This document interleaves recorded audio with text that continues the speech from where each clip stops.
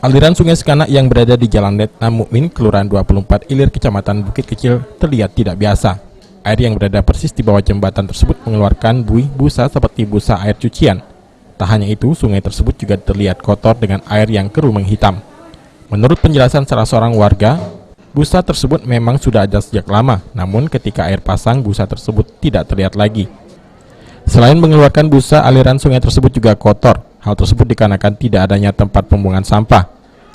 Untuk itu ia berharap pemerintah Kota Palembang menyediakan tempat pembuangan sampah di sekitar sungai. Terus tuh ada busa-busa itu busa dari mana itu, Bu? Kita ngalir dari sana lah tuh, Dek.